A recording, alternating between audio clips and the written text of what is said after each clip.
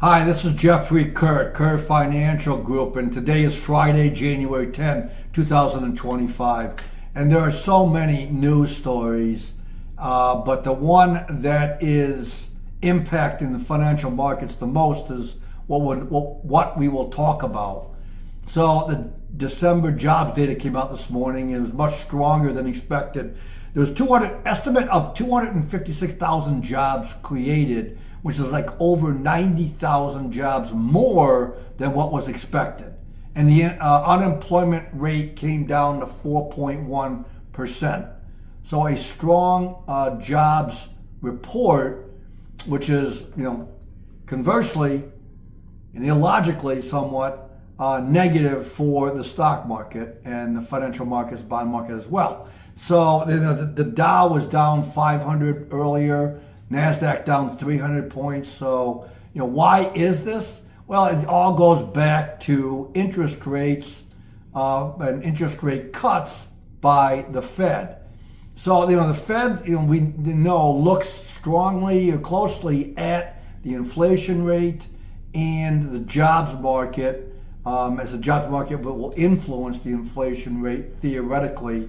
So, a strong jobs market, maybe higher wages, that flows through to higher inflation. Again, I've been saying it for a while. Don't think the inflation rate's going to be going down anytime soon. And this, past couple of weeks, the oil price is going up, and that's not even reflected in the past inflation numbers. And we're going to get two of them, I think, next week, the CPI and PPI. So that will be closely watched. But getting back to today, the jobs data, kind of pushes back, any time that the Fed can cut interest rates.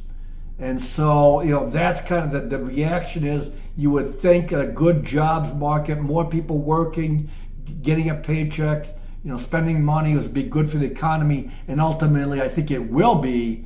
But, the way we've got, the market set up is, being over leveraged and overvalued. It's not a good report from the perspective of the capital markets.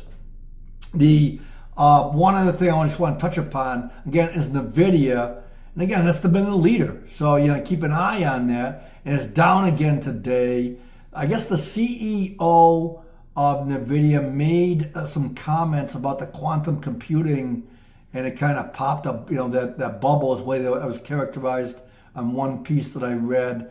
So again, some of these high-flying tech stocks and overvalued tech stocks are now getting some pressure. So, we'll see how this plays out. Next week's an important week. As I said, there's a couple of inflation reports coming out, plus the earnings really start to kick in. So it's going to be an exciting time. I'll be back on Monday. Have a great weekend. Thank you for listening. Goodbye.